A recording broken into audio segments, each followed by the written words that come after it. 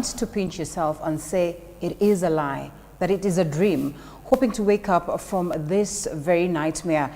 President Ruto has to take a deliberate stand to protect the nation from these shenanigans. He is the symbol of unity after all. Well, that aside, we'll also be talking about the question of land, and we get to understand whether indeed it is a risky, investment, or it is the way to go as well, focusing on some activities that are playing out at the Mount Kenya University, and we'll be updating you on what exactly is playing out, an upcoming conference that is quite instrumental in the lives of students. They call it the 8th International Interdisciplinary and Inter-Universities Consortium, and indeed great to learn from this very consortium, or this very conference that comes aboard, and we'll be having a specialist from there to enlighten us of what our students should expect. Welcome on board. This is Morning Cafe. My name is Linda Alela. It's been a minute. I hope you have been well, in as much as we come at a point, or we are here at a point where things are not all rosy in the country, and we can only hope, against all odds, that this instability is going to be quelled. Karibu sana. The hashtag is Morning Cafe at Linda_Alela TV47KE in our very new studios. We hope that you kind of like them, and we'll be getting into a very important conversation alongside gentlemen that are going to help us decipher on the events that took center stage yesterday, day 2, and the second Monday of Maandamano in the country. Just where does this place us? Just around the corner is on Thursday as well, one of the days that the Right Honorable Raila Odinga declared will also be part of this protest. Are they necessary? These hardliners, can they just come back on the table and speak to this matter, or address these matters and get us off the hook? All this, we ask that you are part and parcel of the conversation. Once again, the hashtag is Morning Cafe at Linda_Alela TV47KE. My name is Linda Alela. We'll begin the broadcast right away. Now, Azimio la Umoja Party leader Raila Odinga has said he will not retreat in his quest to force President William Ruto heed to Azimio's demands, that is for electoral justice and low cost of living, as the opposition's mass action entered second week with deadly consequences. One person was shot dead in Kisumu, a police vehicle burned, and here in Nairobi, and journalists were attacked by hooligans and the police. And as Apollo Kamau reports, the police thwarted Azimio's attempt to protest in Nairobi's central business district.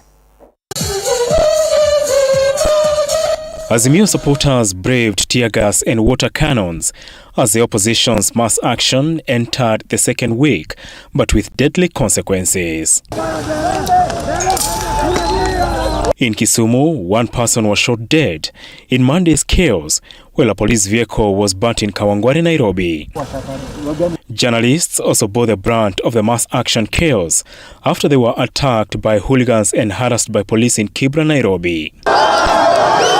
In Nairobi, police cordoned off the central business district, confining Azimio leaders and their supporters to Kawangware and Kibra, where they lobbed tear gas canisters and used water cannons on them.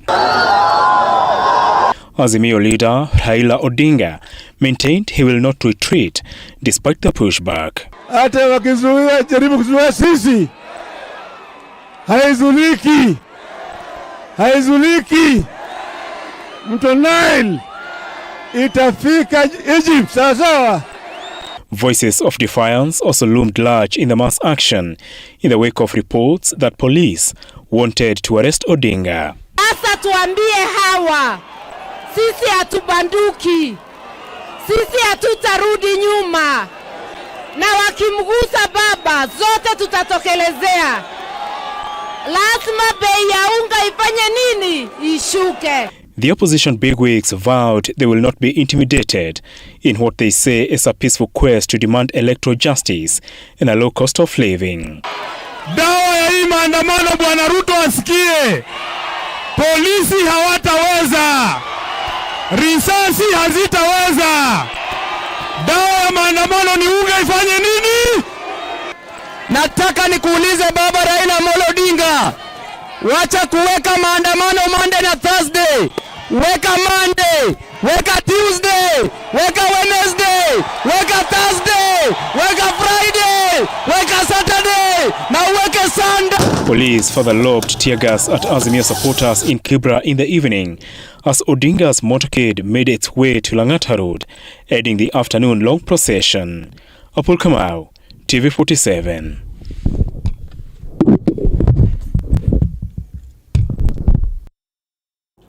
Now, a number of journalists were attacked while covering demonstrations led by Azimio la Umoja leaders.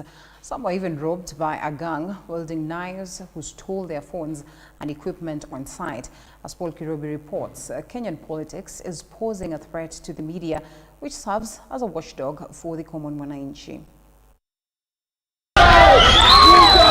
For the second week now, supporters of Azimio One Kenya Alliance, led by the party's principal Raila Odinga, took to the streets to participate in an anti-government protest, protesting against the high cost of living, among other issues.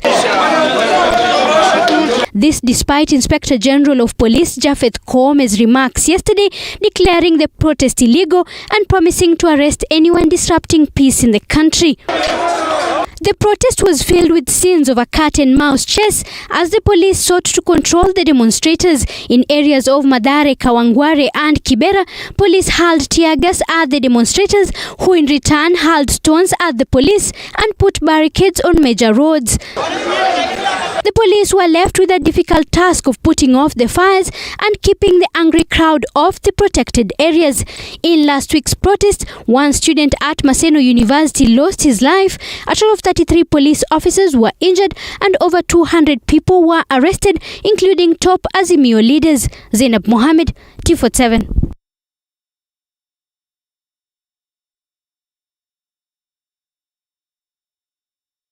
Family in Ruiru along the Eastern Bypass, while the Raila Odinga-led anti-Kenya Kwanza government protests in different parts of the country continued.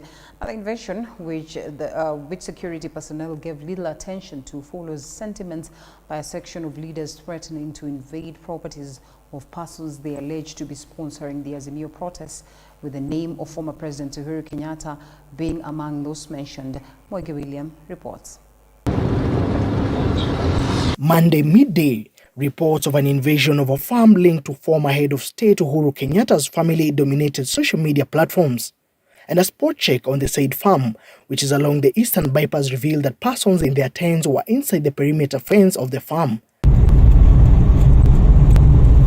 and others in their hundreds along the highway were trying to access the property. With a lot of caution, we slowly drove past the crowd building up as the Kamakis-Mombasa Road interlink was temporarily turned into a market, with a number of people selling livestock that is reported to have been stolen by the invaders. After making a U-turn a few meters ahead from where the crowds were milling, we lowered our window pane to speak to a passerby who told us the invaders were selling sheep for as low as 1,000 shillings. On our way back to the CBD, our cameras managed to spot others ferrying sheep with motorbikes. Kenyans took to social media to react to the incident, with online users seeming to connect Cabinet Secretary for Trade and Investment Moses Kuria's tweet to the incident. Nairobi Senator Edwin Sifuna, on the other hand, saying, and I quote, "Today it's clear who is interested in peaceful protest and those who see it is an opportunity to invade people's private property," end of quote. Police officers are said to have failed to respond on time to the incident that took place in the morning. Elsewhere, the East Africa Spectra Limited building situated along Mombasa Road, Nairobi, was vandalized, with suspected individuals destroying property and smashing window panes. Humphrey Waswa, the security and safety manager of the company, stated during a press briefing that the perpetrators fled the scene after the incident. The gas cylinder manufacturing and distribution company is linked with Raila Odinga family, but the vandals did not manage to break into the premises. The reason for the attack is unknown as of now. Mwigi William, TV47.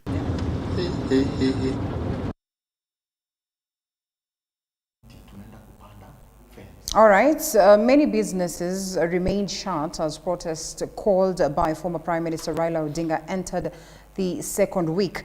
This as the business community braced for another day of mass protests called by the Azimio la Umoja boss, and announcing that the anti-government protest will take place on Mondays and Thursdays. Chichi Josephine tells us more. As the nationwide anti-government protests went on in some parts of the country, businesses in Nakuru County went on uninterrupted, though on a downscale, with traders and those in transport industry calling for a peaceful environment to operate in. Nafanya na kampuni ya Prestige Shuttles, na kama unavyoona hakuna wasafiri. Tulifungua kama kawaida saa 9, lakini kutokana na ile directive ya maandamano ni kama watu wamehofia kusafiri. Tunasafirisha abiria kutoka Nakuru kwenda Nairobi. Magari zetu yako hapa na tunagoja iwapo kama tutapata, lakini hatujui. Lakini tunaomba tu jambo moja, ya kwamba viongozi wote wakubali kukaa chini na wapate jibu ambalo litasaidia wananchi wa kawaida. Sisi kama wakaaji wa Nakuru, sisi tunasema ya kwamba tupewe wakati wa kufanya kazi. Tunataka amani katika hata taifa letu la Kenya. In Thika Town, Kiambu County, it was business as usual. However, traders said that even in the absence of protest in the town, the impact of protests from other towns like Nairobi had affected their operations, with Nairobi being regarded as a major trade partner to many. Kazi iko chini sana. Alafu tena tukisikia hii maneno ya maandamano pia hata yeye inatuadhiri kwa sababu wale watu wanaendea vitu Nairobi town kuja hapa, inatuadhiri kwa kibiashara. Some entrepreneurs dealing in land regretted that the sale of land has been faced by numerous challenges, a crisis that could worsen should the ongoing unrest continue. Some took issues with mass action organizers who they claimed were behind the downfall of their enterprises. That one will kill a lot of businesses, will kill almost the whole industry. It will cripple everything. This is what we eat, this is our business, and we cannot just sit back. Elsewhere in Kisii County, Azimio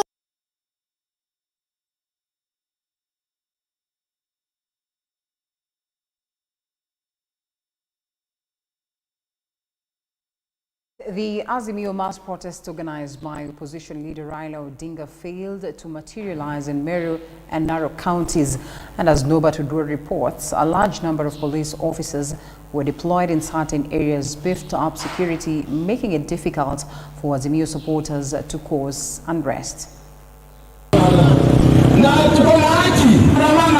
As the Azimio leaders march into Meru town to protest against the high cost of living, this was the resulting situation that developed in Meru County, with some leaders ignoring the directives given by the Inspector General of Police, Japhet Koome, who said the demos were illegal. North Imenti Member of Parliament Rahim Dahoud said they will not demonstrate and will only focus on important issues rather than closing shops and protesting. Lakini tunaambia wale wanapanga hiyo wanataka kupanga kama ile ya huyu Raila, hii haitawezekana hapa Meru, na nimewahi kusema haitafanyika. Tunawangojea tuangalie. Security iko tight. Azimio leaders in Meru County, among them activist Mike Makarina and the Meru ODM chairperson Jack Munoru, who showed up to protest this morning, were angered after their efforts to protest were stopped by the police officers, who were also accused of arresting some of Azimio supporters. Watu wangu wameshikwa kama 20. Hizo ni nini watu wanashikiwa? Sisi ni kuandamana tukisema haki yetu, na haki yetu inajulikana Kenya. Na hata yule askari ambaye ananisumbua, na yule askari hataki tuandamane, yeye mwenyewe ako na shinda ile niko naye. Afadhali kuwa mlemavu kuliko kuwa kwa nyumba unaogopa na unateseka. Mtu ana chakula ako kwa nyumba, mtu anaona ile shinda tunapitia mafuta anateseka. Kitu kingine, sisi tunaandamana kwa sababu ya maisha kupanda. Sisi saa hizi hatuwezi kuafford sukari, hatuwezi kuafford unga, hatuwezi kuafford school fees, hatuwezi kuafford chochote. Lakini bandala serikali tunaona inaajiri watu wengine mpya, apewa mamilioni ya pesa, bandala hizi pesa kutaramuka kwa mwananchi. In Narok County, residents defied opposition leader Raila Odinga's call to hold a nationwide protest and instead chose to continue with their normal businesses. Joseph Kimutai, a former Ilmotiok member of County Assembly, now operating in the transport businesses, said businesses are going on as usual, urging leaders to look into laws that will address the high cost of living in the country. Jambo nataka kuongea kuhusu maandamano. Maandamano kwa njia yetu hawezi tusaidia. Azimio wako na wabunge ambao wako kwa bunge. So wapeleke mswada huko wapitishe hiyo biashara irudi chini kwa gharama. Ya pili, tangu mwaka wa 1992 Mzee Raila ametusaidia kubadilisha katiba hiyo muda yote mpaka saa hii. Tunakubaliana na yeye na yale alitenda wakati huo. Norbert Oduor, TV 47. Interior Cabinet Secretary Kithure Kindiki on Monday announced that the Interior Ministry had assigned duties to the 3 newly sworn-in Cabinet Administrative Secretaries appointed by President William Ruto. This comes amid a court order stopping them, that is, from proceeding to duty. In a statement, Interior CS Kithure Kindiki said the 3 CASs under his ministry will be responsible for the state departments under the ministry. Former nominated Senator Millicent Omanga has been assigned a role in the State Department for Immigration and Citizen Services after she was appointed by President Ruto as the Chief Administrative Secretary. At the security docket, Omanga will be in charge of reforms in the Civil Registration Services, the National Registration Bureau, and the Department of Refugee Affairs. I will perform the functions. On the other hand, Mohammed Saleh will serve under the State Department for Correctional Services, where he will be in charge of reforms in the Kenya Prison Services. He will also serve under the Postal Institutions and the Probation Department. Samuel Kuntai Tunai. The third CAS, Samuel Ole Tunai, has been allocated responsibilities under the State Department for Internal Security and the National Administration. The CAS were among 50 others who were appointed by President William Ruto on Wednesday, March 22nd, to their respective positions and sworn into office. On March 24th, the High Court stopped CAS from assuming office, pending the hearing and determination of a suit filed by the Law Society of Kenya and the Katiba Institute.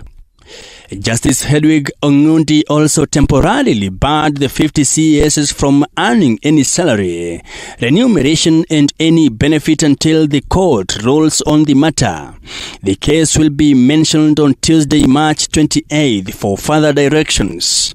According to the petitioners, the president cannot constitutionally create an office in the public service except upon the express recommendations of the Public Service Commission. Mike Kagwongo, TV 47, Nairobi. Now, learners in schools within Nairobi's central business district stayed away from their schools over concerns of security following demonstrations that were organized by Azimio la Umoja One Kenya Coalition. A majority of Nairobi residents avoided the city center as most businesses remain closed, and as Sharon Baranga reports, Kenyans want the government and leaders of opposition to agree on the way forward for the sake of reviving the already ailing economy. At Moi Avenue Primary School in Nairobi, all is silent as learners stay away from the learning institution. Around 1,000 pupils who attend this school were absent due to their fear of facing consequences from the countrywide demonstrations organized by the Azimio la Umoja One Kenya Coalition. Some of the teachers could not get to school due to lack of public transport. Kwa kawaida wanafunzi wanafika hapa kuna wengine wanafika saa 11:30. Kwa sababu kuna wengine wanakuja na sasa wakienda kazi saa 12 hivyo, lakini kwa leo sijaona hata mwanafunzi mmoja. Labda kuna ujumbe ambao mliwapa wazazi wasiweze kuleta wanafunzi siku hii, ama wazazi wenyewe waliamua tu hawatawaleta wanafunzi? Kiukweli hakuna mzazi wote amepewa ripoti wasilete watoto shuleni. Sisi tumeshtuka tu kuona kwamba hakuna mtoto, na hii ni kama wazazi, unajua hii shule kwa wazazi wengi wanakuja na watoto shule, wakienda kazi wanakuja na watoto. Sasa mimi naona ni kama wazazi hawajakuja kazi, wanaona hata watoto wao pia wasikuja shuleni. At Jivanji Gardens, police officers camped here. And Jivanji is one of the most iconic places in Nairobi because that is where we have the Bunge la Wananchi, or the Citizens Parliament. Basically, you'll just find people crowded together, discussing political issues that are affecting the country. But currently, no one is at Jivanji Gardens. No one is at Jivanji Gardens. We have no matatus here. We only have police officers manning this street, and very, very few businesses have opened. A majority of business owners did not open their estatal city to maintain law and order. Some small-scale traders, however, opened up their businesses, hoping to earn a living on a day many avoided for fear of insecurity.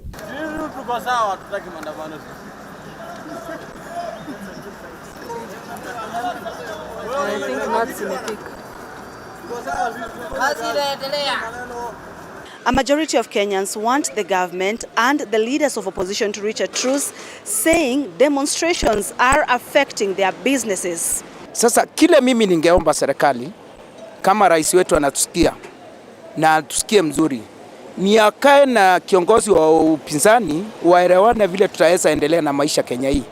Ya pili, hii kitu wananchi wanalia unga, tafadhali ni wakae warudishe uchumi chini. Siku ya leo, siku ya maandamano, tumeathirika sana biashara zetu za matatu, na ukiangalia maduka, magari, hatuna kazi. Reduce price ya vitu irudi chini, especially unga. Na sisi tunategemea Waluya juu wanakulanga, kila mtu hapa Kenya anakula. But mostly reduce price ya vitu chini. Kindly. Tunaomba tu from our bottom of our hearts. Kama yeye ni hasala kweli, kama president wa hasala, angalie mafuta. Linatumiza sisi sote. Hakuna kitu kingine. Siku ya leo biashara zimeharibika sana, hasa sisi katika sekta yetu ya matatu. Hakuna watu tunambeba na bado nyumbani lazima tutaitishwa unga. Kwa hivyo mimi kile ningeomba serikali iache kurushiana, iache kupigana na watu wa opposition. Waangalilie kwanza mwananchi wa kawaida bei ya unga. Na ile time tu ataangalia hiyo bei ya unga, hata hii maandamano itakuja kuisha. Hakuna mtu ataandamana ati baba alishindwa ama alishida, bora tu sisi tupungushiwe bei ya unga. Ndio biashara zirudi kama kawaida. Kwa hivyo ujue wakipigana na serikali, sisi ndiye tunaumia hapa katikati. Kwa hivyo sisi tungeomba waelewane, maandamano ishe. Kama saa hii unaona gari mingi zimelala hapa kwa sababu hakuna watu kwa barabara, na watu wengine wako manyumbani wamekosa ajira. Chenye ningempenda rais wetu wa Kenya na rais wake waweze kuangalia saidi ya watu wadogo na wakubwa, sababu walisema wakiingia kwa kiti pia watateremsha vitu chini. Hatujaona hiyo vitu zao venye wanafanya. The leaders of the Azimio la Umoja One Kenya Alliance have stated that the nationwide protests will persist and occur twice a week on Mondays and Thursdays until the government responds to their concerns regarding high cost of living and electoral reforms. Sharon Baranga, TV47.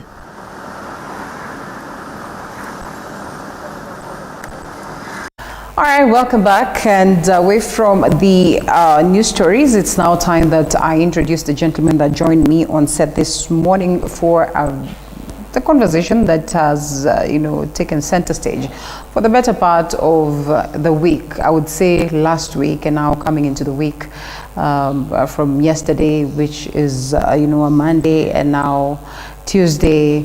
And then Thursday is just around the corner. You ask yourself, is this the kind of nation that we envisioned when we were going to the ballot box, that is on 9th of August 2022, to cast that vote, to elect a government that, as enshrined in the Constitution, is supposed to protect its people? I started by saying that I guess the ball is now on the president's court. He has the sovereignty. And, he also has the prerogative to proceed and protect the nation as the Constitution would expect from him. So we get into this conversation alongside constitutional lawyer Ndegwa Njiru. He'll perhaps help us unpack the legal perspective and ramifications of all this that is playing out in the country, and just getting to understand the Constitution in depth and what it speaks to as to the questions of demos and how far they can be taken and what needs to be done, urgently to quell the same. Also, we have Mheshimiwa Anthony Konya. It's been a minute, Mheshimiwa. How have you been? Karibu sana. It's good to have you. And lastly, we have Dr. Eric Rogalo, who's a political analyst. Dr. Thank you so much for creating time to be with us this morning. And we all are not strangers in Jerusalem. It's quite ugly. I started by as well saying that, you know, it's painful to even report on some of these matters. It disappoints you. It gets you to a point where you ask yourself, what is this that you want to wake up to speak of, or to discuss, or even read as a story? Wakili Ndegwa-Njiru. Yes. Here we are. State of anarchy. Good morning, viewers, and thank you, Linda, for this opportunity. Good morning, Dr. and Mr. Konya. Linda, my heart is bleeding, and the nation is bleeding. And not just this nation. You remember that when Kenya coughs or sneezes, the other neighboring countries catches the cold. Yeah. And I'm looking at it from even a very extensive geopolitical implication and geoeconomic implication of what has happened in this country. The country, unfortunately, has broken down into serious misrule, serious breakdown of the law, serious breakdown and infringement and raping of the Constitution, and the overall disregard of the rule of law. The rule of law has been disregarded with impunity, and I am on record on some times back saying that the danger of swearing in a president who never supported the Constitution brings us to the situation whereby that person swears in with a Constitution that he never read.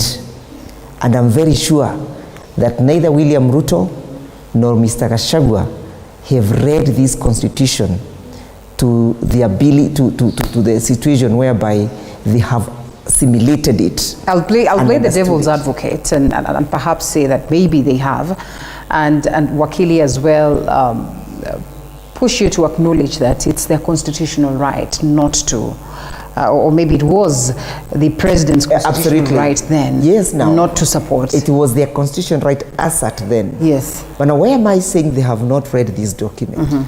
If they have read this document, they would be alive to the provisions of Article 1, which provides that power belongs to the people. Yeah. And the people may exercise their sovereignty in accordance with that Constitution. Yeah.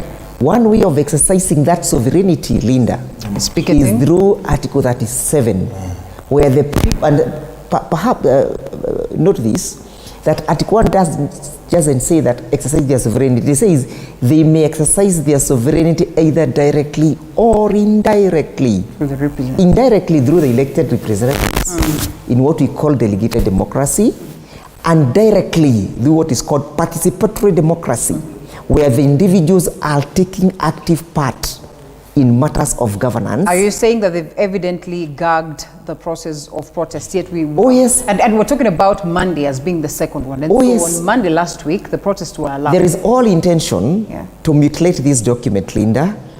Of course, by first of all attacking the liberties and the gains guaranteed by Article 37. Also, allow me mention that shamelessly, the so-called parliament has amended the standing orders to require the cabinet secretaries to go to parliament to answer questions.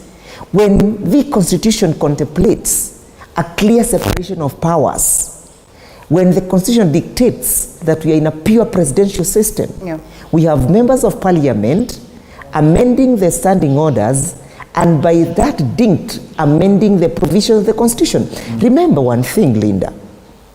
The Constitution under Article 94 says that the power to make laws in this country is an exclusive affair of Parliament. So when the member of Parliament, when the cabinet goes to Parliament to answer to issues that will inform legislations, are they not legislating? Is that not an amendment of the Constitution? What have they then done? They have further gone to say that the now Parliament can negate its duty and function, limit their functions, limit their power in matters oversight. To an extent that Parliament, there are things that Parliament now cannot cannot oversight. What does that mean? It means that Parliament has legislated to amend the Constitution without involving the people. Parliament, by saying that they are not going to oversight government, by Parliament allowing cabinet secretaries to go to Parliament, they are amending the Constitution. And now the worst has happened in this country, Linda, where we all need to go into our knees and pray to God to reveal himself in a manner that people will begin to understand what has happened. Article 40 of the Constitution, the right to ownership of property of any description and any place in this country, has been completely violated. And we're going to come to that. Yes, Wakili, yes. Allow us to... So I was just giving an overview of what has happened constitutionally and why I'm saying that there is a total breakdown of the law in this country. For example, when William Ruto and Mr. Kashagwa want to sell the Kenya Port Authority, nobody will be asked a question. When they want to sell the airport, Jomo Kenyatta International Airport, today, if they want to tell people to go and occupy it today, if they want to sell Athi Waters just next to you here, nobody will ask. Where will the legal minds of this nation then be? Where will be the common mwananchi who have the right as well to blow a whistle and Linda, petition? I hear you about the petition, I hear you about the whistleblower, but people are so apprehensive because they also think and they are persuaded that the judiciary has become complacent, that the judiciary is part of the executive. Are you persuaded that that's... Oh, Linda. Can I tell you something, Linda? Yeah. Very unfortunate, as I pass over the mantle to Mr. Ikonya and the rest. If you do not know what has happened in the oil industry, today, government has done what they call government-to-government procurement of petroleum products. Yeah. And they have procured a company called Abu Dhabi, something in Saudi, right, in Middle East. Now the tragedy is this, Linda, that when the company is Saudi Arabia has been contracted to supply oil, they have been given the mantle and the mandate to come and nominate a domiciled Kenyan company who will be the seller and the recipient of that oil. Do you know how many companies have been appointed? 3 companies. All right. One, I can quote them because I have the documents and it's in public domain. There's a company called Galana Petroleums. There's a company called Oryx. There's a company called Gulf. Gulf Energy has been there supplying oil for a very, very short, long time period of time. So it has a history. But now the tragedy is this. When these 3 companies were being procured to supply fuel in Kenya, they never went through the competitive bidding process under the Public Procurement and Disposal Act.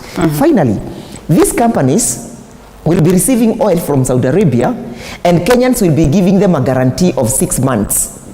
You see, we are giving these private limited liability companies a guarantee that we're giving them the letter of support that you supply oil to these companies, Kenya will pay you. Okay. These companies, Kenyans don't know them. They never participated in their procurement. But have Kenyans even known what has been existing? My friend, watajua saa ngapi na now that's the question. Whom do you blame? Wapo preoccupied na maneno ya kwenda kuimba mbuzi. Aya, ngoja tuache hapo alafu tutarudi kuongea kwa hiyo. Kwa sababu you see, it is exciting and also unfortunate to note that, you know, these things have been going on for the longest time.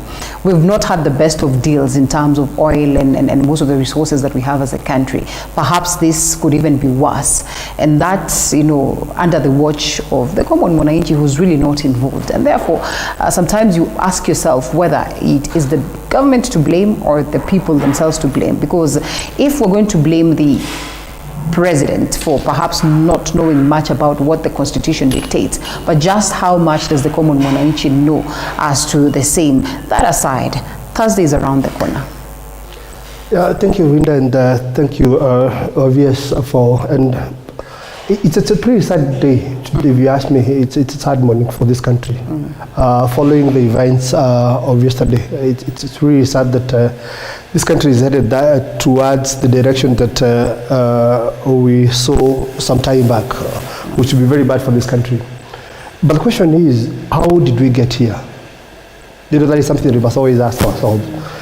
It is very sad to even see my good friend Wakili here would want to interpret the constitution based on his political inclination. No, Mr. Ikonya. Mr. Ikonya, I am not that petty. You respond. Mr. Ikonya, you will not, I will not sit here and allow him to demean me when I have a proper constitutional interpretation than he does. You know, I want No, my interpretation is not politically inclined. That's what I'm defending. The constitution will be a constitution whether under you, ODM, or any other person. I will justify myself. Justify yourself without having... Because he has never supported this government anyway, and he has put it very clearly. That is why he really wants to incline himself to Article 37 of the Constitution, forgetting that Article 1, which he has just mentioned, also says that sovereignty can be exercised through elected leadership, which we have in this country, which they are now going to the street to tell us that we need to open the servers, that it was not fair. We know we had the courts and they determined this thing. But the large chunk on the other side. Be that as it may, the Constitution talks about 50+1. Whether it was just a single person, the Constitution has to be respected. And the government that was legitimately elected by the people has to be given an opportunity to govern the country. That is for sure. Mr. Ikonya has completely quoted me out of context. I was addressing Article 1 in respect to the right to exercise. You will get your opportunity. Article 37. You will get your opportunity. I'm just trying to bring it to perspective. I know you're not an advocate. Proceed, Mheshimiwa.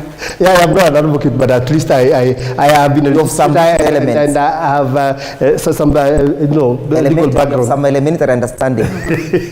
We're coming to here. Yeah, be that as it may. I am saying this country, we now need to look at things differently. Based on the events that we saw yesterday, we need to respect the law, we need to respect property, and I want to stand here and condemn with the strongest term possible what happened yesterday. Nobody is allowed to, though we look at that issue because I look at it in a different way as opposed to what probably my friends will look at it, how they will look at it. But I want to condemn with the strongest terms possible.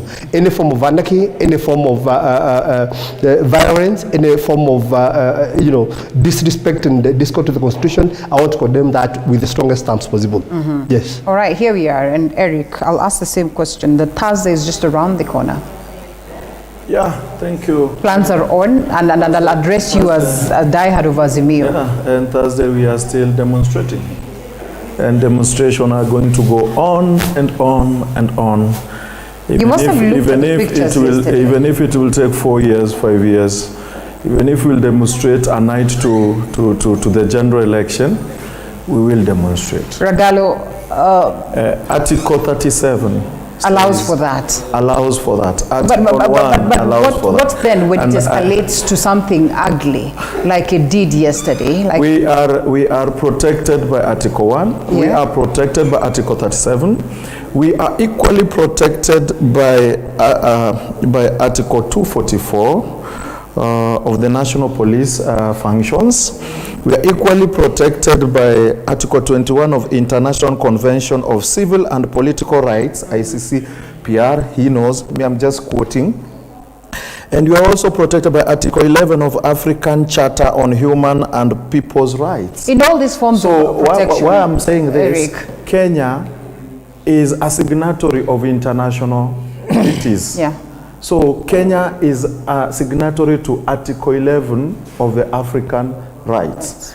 Article, the one I've said of ICCPR. Yeah, we call it the Banjul Convention. Kenya is a signatory. So Kenya cannot just try to do things on their own. And that's why when things go bad, we look at ICC and tell ICC, come and see. Come and see is, and it's very simple, come and see is, we can demonstrate. But demonstration does not mean destruction of property. We can be on the street dancing the way South Africans did. They went dancing around the street. Police were there. They were not tear gassed. Nobody was batoned. Why are you, actually, I will tell you this, police are the one demonstrating, then Kenyans are the one preventing police against destruction of property. From what you witnessed yesterday, is that what you're saying? Because tear gas is our property. Why do you misuse it? Is that not destruction of property? Okay. Which property are we talking about?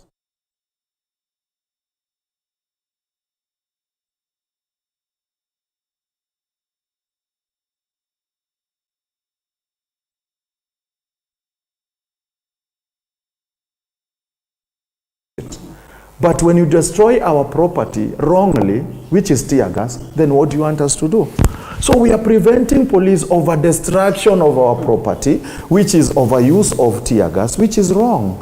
Don't destroy our property. People are not having water to drink, and you're pouring water on people. And that's why you were singing to them yesterday a very nice song.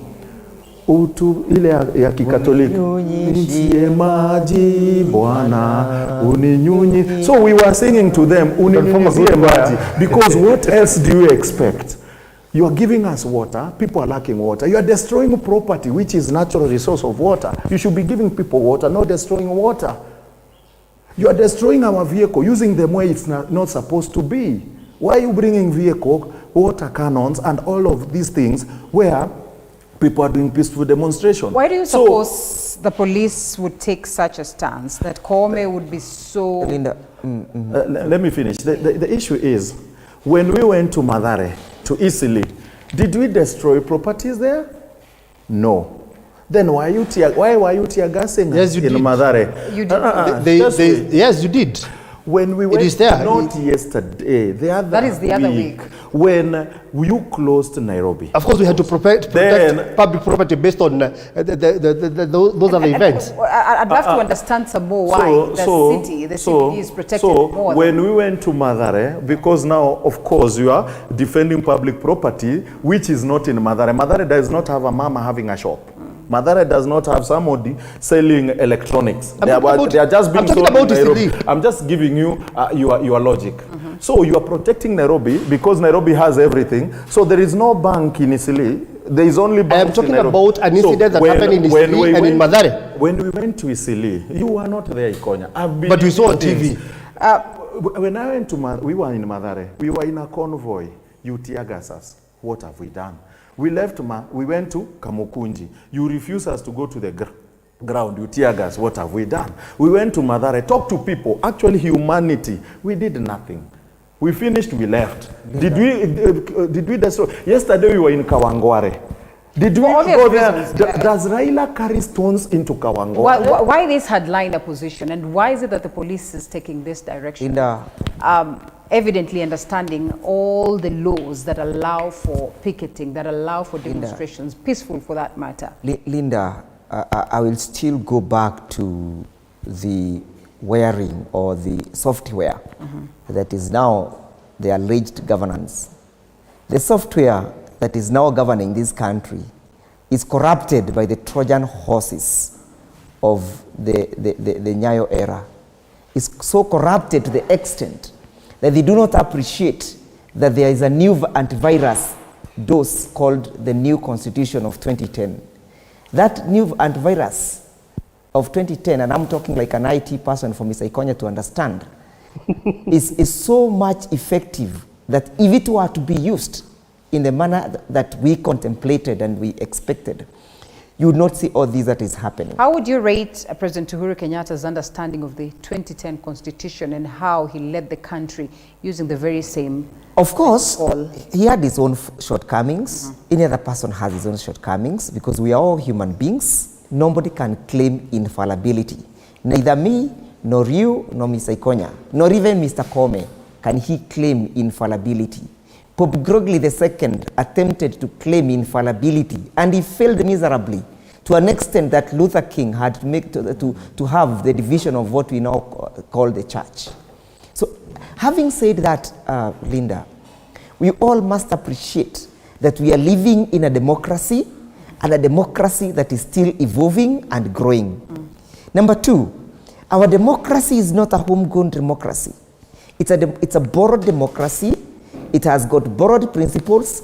We are yet to domesticate the democracy as yet today so that we can appreciate our challenges, our plight, our culture, our thinking, our behavior, so that at the fullness of time, then we can say that we have a homegrown Kenyan democracy. But there are some good principles that we borrowed from the external democracies. For example, the right to the ownership of property. That is one of the rights that is appreciated under the Kenyan Constitution, under the international conventions and instruments that Mr. Daktari was quoting right now.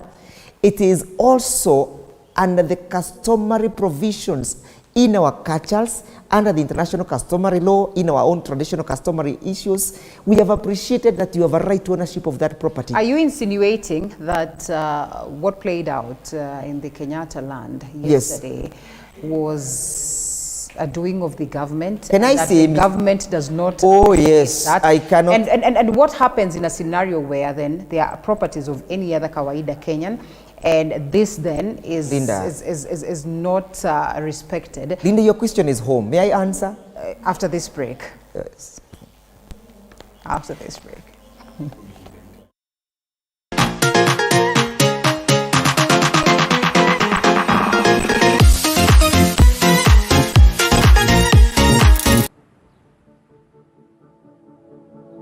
Yeah, like you see, these are the fabrics we use for the sofas. Yeah, there are different types of fabrics. It's a bag. It is the best way to go. Eat color, eat raw, you know, like this is a lie. Well, 2022 is behind us. 2023 is here with us. What are your plans? We here at TV47's Morning Cafe have great plans for you.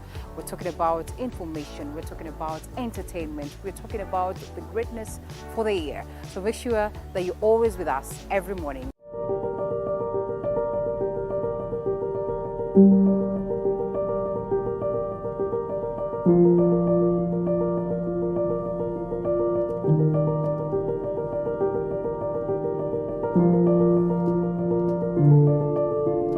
Kwa muonekano wao hauwezi ukajua waliopitia. Kwa sura zao zinapong'aa hauwezi ukafahamu changamoto zao. Nyuma yao ipo stori na historia. Katika kipindi Mfahamu Kiongozi tunakupa nafasi kuweza kuwafahamu kila siku ya Alhamisi kuanzia saa 1:30 kuendelea. Nami Elizabeth Mutu.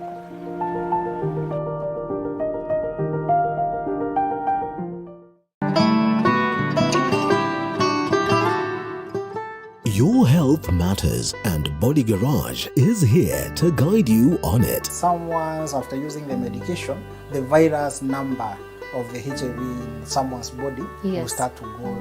My medication, wherever I go, I must make sure I'm committed to my medication. Yes, and I should watch what I'm eating. I should not just eat from everywhere or not just eat anything. We talk mental, physical, and spiritual health. Join us every Thursday at 8 p.m.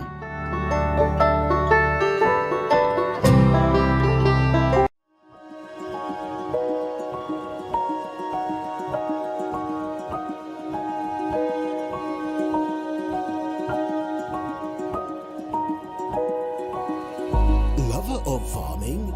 Well, Kilimo Diaries is your home for different farming ventures, crops, animals, and so much more. Every Sunday,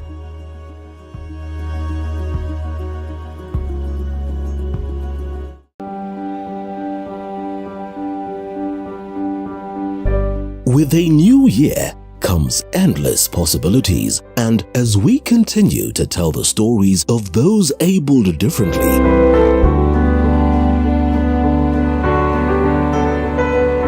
do make sure to join us on Beyond the Limit every Saturday at 7:30 p.m. To the broadcasting studio, Eric Regalo, Anthony Konya, as well as Ndegwa Njiru. I know you want me to bring it back to you. Yes, and I think you need to refresh the question, because I've been trying to take Mr. Konya through the processes of how this country has and where it has come from. Yeah. To an extent that Mr. Konya will even have a wrong estimate when looking at a screen and saying that the people who demonstrated yesterday were only 1,000 people. And Mr. Konya, you need to understand that we are living in a technological era, very advanced, and we're able to tell and approximate the number of the people who are participating, because we are between watching them 10,000 to 50,000 people. You know, my brother, he has a memory lapse. He cannot even remember the question that you had done. You cannot blame him. He's fair enough. We're going to come to so many things. We have all the time to remind him of the question. I've actually offered him a cup of tea after here, so that I can remind him where this country has come from. And that is why I sought you to remind me, not Mr. Konya. The question. I was very clear on the person who I want to get reminded. But this was on the question of property. Yes. And where we say all property. Yeah, so every other Kenyan should be. Every other Kenyan has a right to ownership of property. Yes. And to have that right protected. But Mark Q, you also need to look at Article 28. It says that every person has a right to have dignity, that have dignity protected and upheld.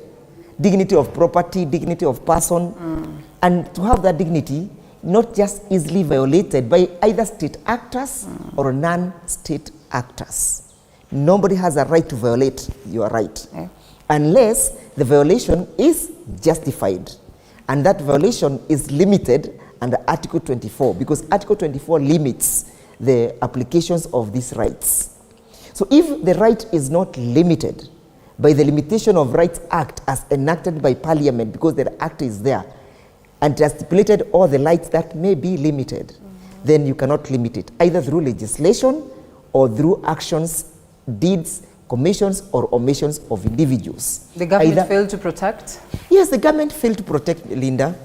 You see, on Sunday, Mr. Kome issued a statement. Yes. And he said that they are going to have police officers protecting the properties of individuals.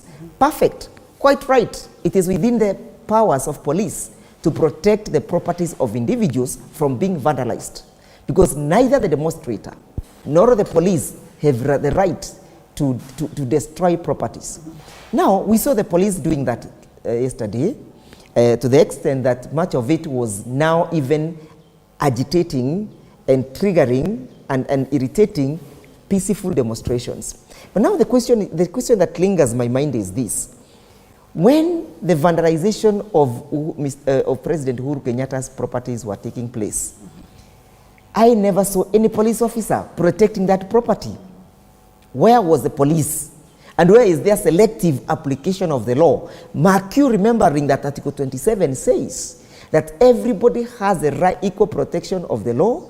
We have equal enjoyment of the law, and everybody is equal before the law. Why was that land not protected? You know, the danger is this, the danger of the single story.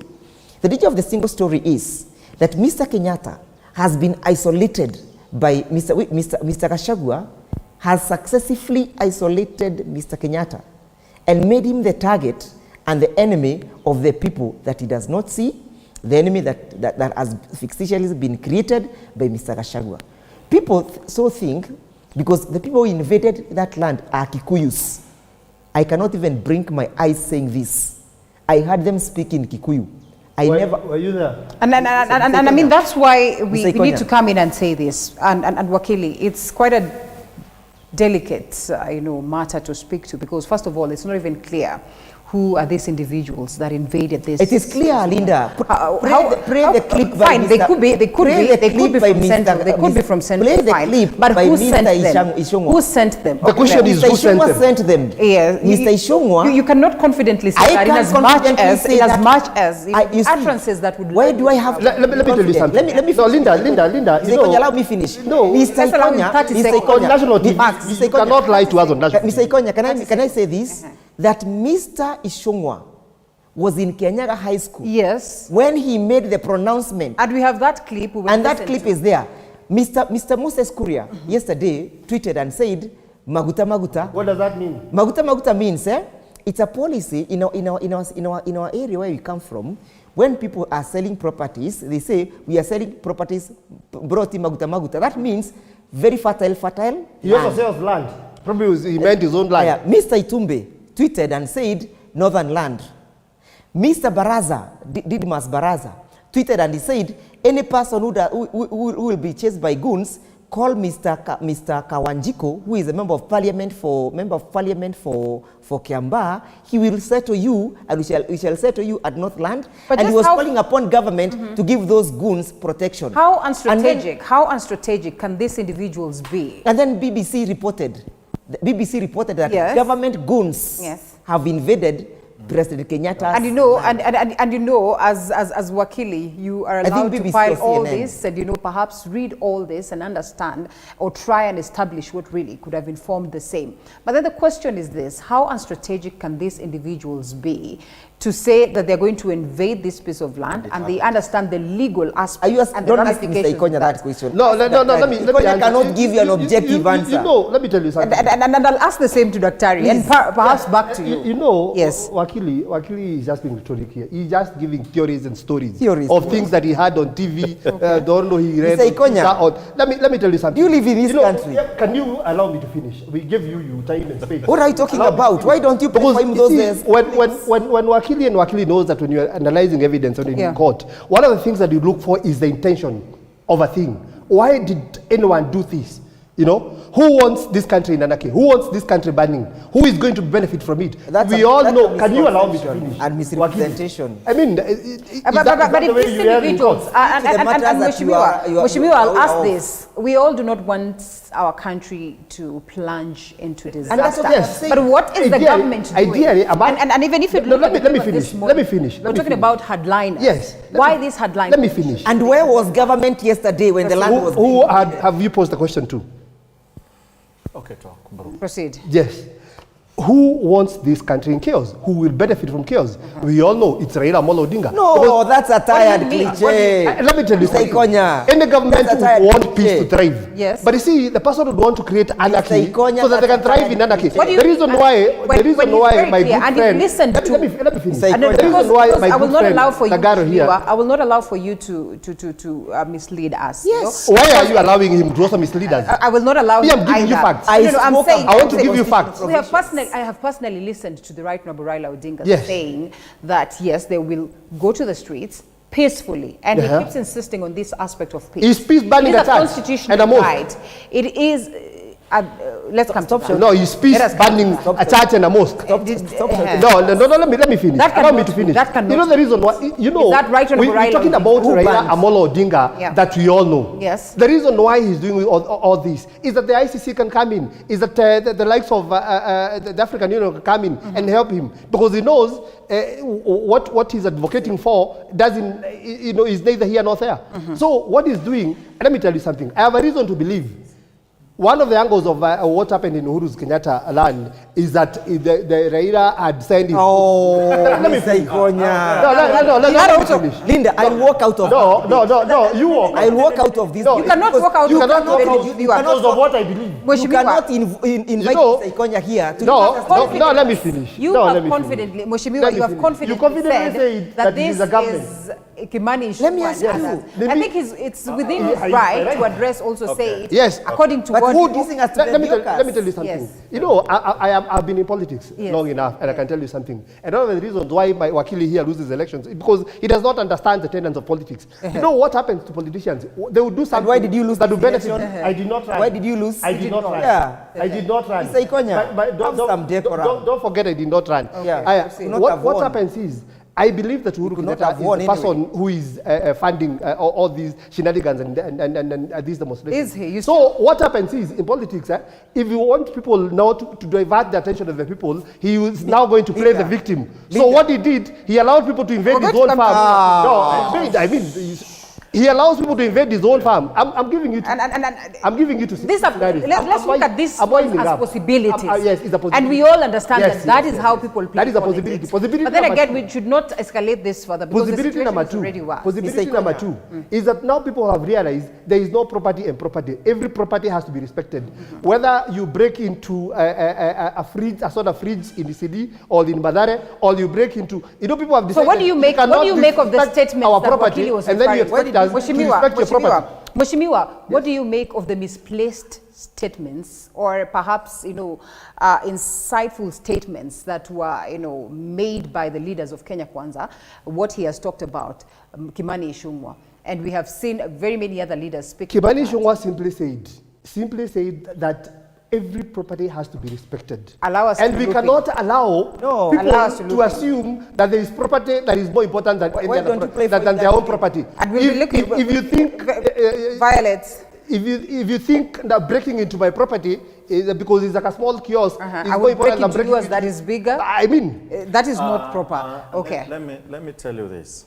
And it is sad, Mr. Ikonya, ndugu yangu, sometimes sobriety is very nice. And I'm a student of psychology as part of the units that I've done when I was studying. is that you'll know the people by their behavior and how they talk. You can precedently even know a patient is going to hang by having suicidal thoughts. And that's why you are told as a medic, you look at suicidal thoughts. When a patient has suicidal thoughts, you protect them against killing themselves. Okay? And that's why police, when you're too drunk, they take you into the cell, you sleep and you wake up the next day, they give you some small manual job, osha mali ulikuwa umelala, then you go home. And that is right. Because they know unaweza lala ukufia hapo, or you can be mauled by dogs. What am I trying to say? What I'm trying to say is very simple. Communication scenarios and steps that led to yesterday. When someone posts Northlands and puts dotted lines, I mean, then someone says Maguta Maguta. You understand? This tells you what? Maguta Maguta is demarcation of land to sell. Land Maguta means that land is oily. Inaweza toka mafuta. It can percolate mafuta and become rich like Middle East. That's why Maguta Maguta. I'm a person who stays in Mount Kenya. I know the meaning of Maguta Maguta. So Maguta Maguta tells you demarcate land for yourself. And it's the same feature for the you could see Kenyatta's land. And let's not delve much into that, gentlemen. I'm not going to make noise. I'm giving scenario. So now scenario tells you timing. The timing of Raila property being pelted with stone and the timing of Uhuru property being evaded happens the same time. That tells you it is pre-planned. Because there's no way you can have both timing. You can time to give birth, Linda, and another lady gives birth, and you decide we are giving birth at 11. You will. You'll go to CS, the other person goes to CS at the same time because you planned. Anyway, then from there, demarcation of land. How did these people have a mind that tukienda pale tunajikatia? Where did the mabati come from? Someone even bought mabati that I'm going to put up a shelter. The timing is so right that tukienda pale tutakata miti. You come with power saws. Where did the power saw come from? Who fueled the power saws? I mean, look at the scenario. Linda. It tells you it is not automatic. Look, it is not automatic. You know, if it is automatic, who planned? But it is not automatic it's a build because up to people that. went with the power saw. Linda. How? Okay, so they had planned to go with the power saw. And fair enough. Let's just allow for investigations. Yeah? The question Let us just allow, gentlemen, Linda. let's allow for investigations to be carried. I agree but with what brings... Linda, nobody is going to investigate this matter. Why do you argue so? Because you did not see police the goons, trying to... The goons, the government goons, I insist, the government goons were in situ. Wakili, you understand very well the importance of the laws. And Can the I say I'll take responsibility of this statement? In the event that? I'll take responsibility of this statement. But let's also not allow it to go overboard. I'll be fully liable. Sounds right when it's him talking. I say this. The government-sponsored goons were not stopped by the security apparatus.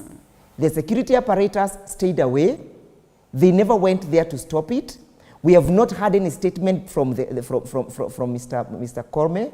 We have not had any statement from the minister, from the CS for lands, because that docket falls under him or her.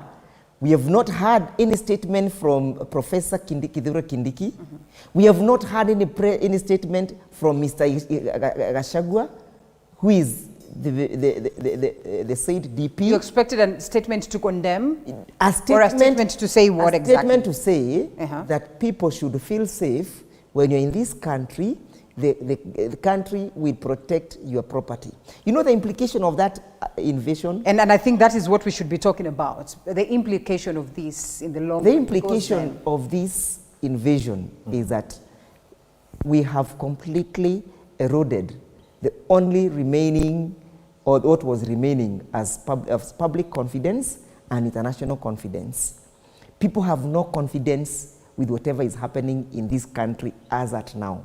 There is no investor who will come and invest in this country, knowing very well that his property and investment can be vandalized just because you've been suspected of being inclined to a particular political side. Okay. Noting that why Mr. Kenyatta's land was attacked is because he is accused of sponsoring maandamano. And there is good security. And Mheshimiwa here says that he has evidence. I want even to make an assumption that President Kenyatta is involved in it. I want to make an assumption that such is the involved. case. One, it is within his right to do that. Secondly, if you feel that his involvement in the maandamano is compromising national security or whatever it is compromising, then the law is there to take its course. Go arrest him, take the legal channel, put him in dock, let him be charged. So when you attack somebody on mere suspicion, and remember, Linda, this is an orchestrated process of trying to create serious hatred for President Kenyatta in Mount Kenya region, because this government is very apprehensive that President Kenyatta will have a word with his people. So they want to deface him, they want to dehumanize him, they want to bastardize him, they want to demonize him so that he becomes faceless. When you say his people, who exactly are you? Oh, ma'am, referring to the people of Mount Kenya, Linda. They still are supporters of the let me tell you, president? Even the worst criminal, even Hitler had a friend. Even the evident protest vote that was sort of successful. Oh, we are past that. We are past that. We are now in 2023. People are sobering up. People are asking themselves, we were told about bottom up. So bottom up. In the event that the former president would speak to his people. I'm telling you, what would happen? In Kikuyu region, we have a proverb that says, there is no hyena that does not have a friend. Even the worst hyena that will marvel and maul everything, it has a friend. So even Mr. Kenyatta, he has one friend remaining in Mount Kenya region. And so this friend... You know, whatever has happened is a very sympathetic situation. Yeah. In fact, that is why Daktari was saying that these guys are playing to the hands of the opposition. Yeah. It has backfired on them. And we'll come back to that, playing to the hands of the opposition. Perhaps that's what has brought us to this very level. And the opposition, before going out to the streets, kept on saying, please do not hurl tear gas canisters at us. Please do not send police to be hard on us like we witnessed in South Africa. It was peaceful. In fact, it was the police that was protecting the protesters that were on the streets, and eventually evening comes and they go back home, and perhaps their message is home. Why is it that this very government has decided to take a contrary route to that, and of what ramification, again, I'll ask, is that? As it is, the situation yesterday, ugly enough. Are we intending to take it to the next level? Are we intending to loosen our stance after this break? I'll not condemn.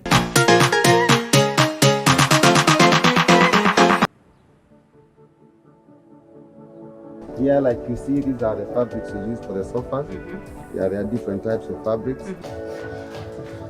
Sabak. It is the best way to go. Eat color, eat raw, you know, like this is alive. Well, 2022 is behind us. 2023 is here with us. What are your plans? We here at TV47's Morning Cafe have great plans for you. We're talking about information, we're talking about entertainment, we're talking about the greatness for the year. So make sure that you're always with us every morning.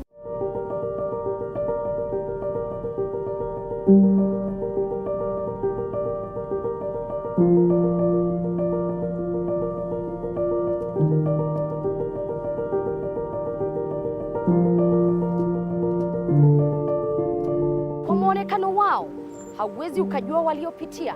Kwa sura zao zinapong'aa hauwezi ukafahamu changamoto zao. Nyuma yao ipo stori na historia. Katika kipindi Mfahamu Kiongozi tunakupa nafasi kuweza kuwafahamu kila siku ya Alhamisi kuanzia saa 1:30 kuendelea. Nami Elizabeth Mituko.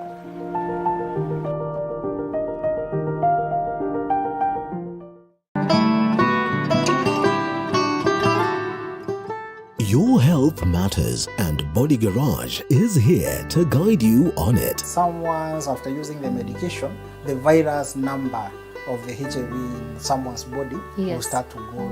My medication, wherever I go, I must make sure I'm committed to my medication. Yes, and I should watch what I'm eating. I should not just eat from everywhere or not just eat anything. We talk mental, physical, and spiritual health. Join us every Thursday at 8 p.m.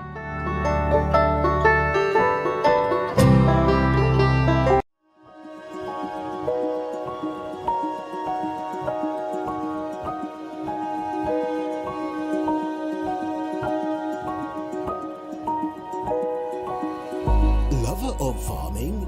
Well, Kilimo Diaries is your home for different farming ventures, crops, animals, and so much more. Every Sunday,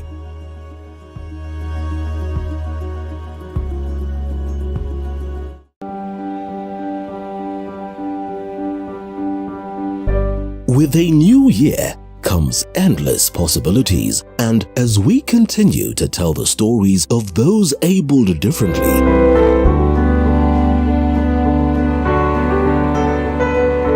do make sure to join us on Beyond the Limit every Saturday at 7:30 p.m.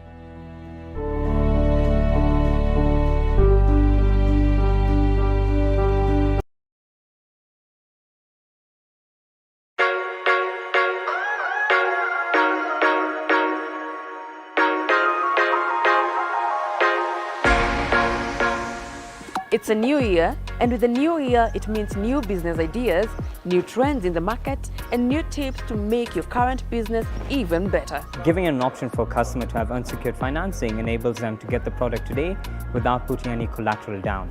And we here on The Grind, we will be at the forefront to keep you in the loop every Monday at 8:30 p.m.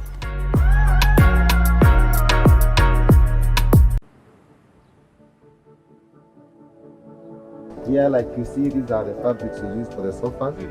Yeah, there are different types of fabrics. Sabak. This is the best way to go. Eat color, eat raw, you know, like this is a lie. Well, 2022 is behind us. 2023 is here with us. What are your plans? We here at TV47's Morning Cafe have great plans for you. We're talking about information, we're talking about entertainment, we're talking about the greatness for the year. So make sure that you're always with us every morning.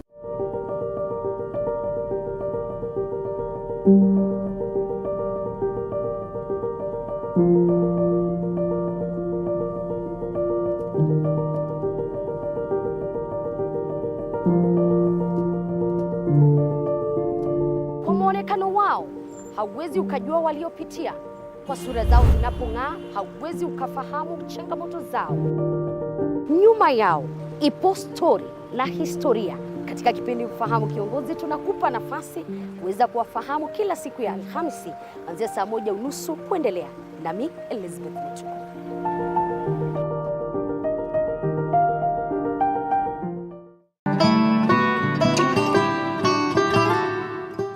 Your health matters, and Body Garage is here to guide you on it. Someone's, after using the medication, the virus number of the HIV in someone's body will start to go. My medication, wherever I go, I must make sure I'm committed to my medication. Yes, and I should watch what I'm eating. I should not just eat from everywhere or not just eat anything. We talk mental, physical, and spiritual health. Join us every Thursday at 8 p.m.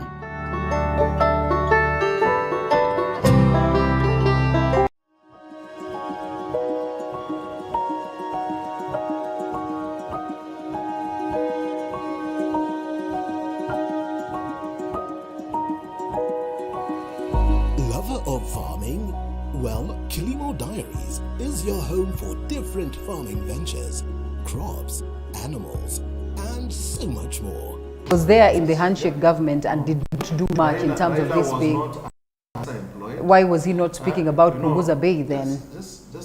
I'm telling Because you, you one time, Uhuru Kenyatta said, tafuta fikira ya kufanya kitu fulani. Nikapigia ndugu yangu mzee na vile alinieleza, and this is quoted, vile alinieleza nilipo nikaona ilikuwa mzuri. So, what Uhuru has already said, he would sometimes for advice, of course, but it's not that Raila was a government advisor. He would call Raila for advice. Technically, that's what Ruto should have done. Hey, ongea juu ya unga. By the way, tunaweza onana unieleze vile tunaweza handle unga. When he advised Uhuru, how much happened? I mean, how much changed of addressing some of these incidents? Linda, mwezi wa 7 tarehe 20, unga was 99. Mwezi wa 7 tarehe 20 last year, 2022. Yes. Mwezi wa 7 is July. Only days to the election. Ragalo, no. Ragalo. I'm giving you a day. I'm just being definite. Subsidy. Unga subsidy. And we have kept asking ourselves, how many people were lucky enough to get access to this? Which I tried. Yeah. Subsidy, did it help? Is electricity not going up? Is subsidy, didn't it help? Didn't it help to subsidize? Money has been poured. Money has been poured. Hold it. They're fixing your microphone. I'm joking. I'm not saying that money has been poured. But yes. Yeah. It's quite unfortunate that Ragaro would lie to us and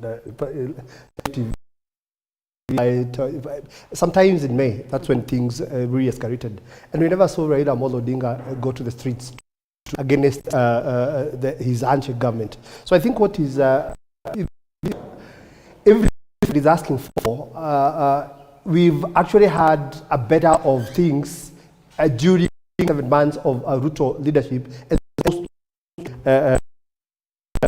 So things are still getting praise of Unga, subsidies, and then we're looking at natural factors and factors that surround production and surrounds price going down, and these are which don't to be labor much explaining. That is what I'm saying. He is not being genuine. In view of the election, we went to court and arrested.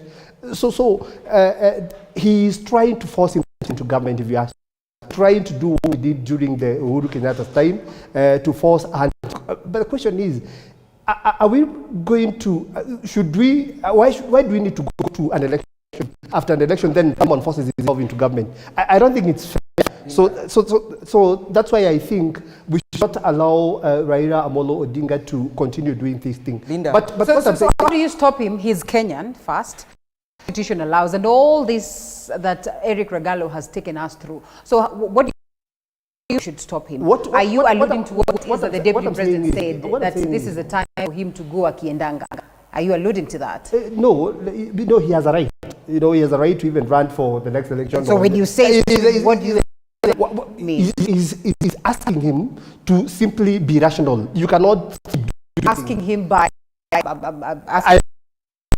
or I'm asking him as a leader and as a person, telling him, let's go back to parliament, register many of these things.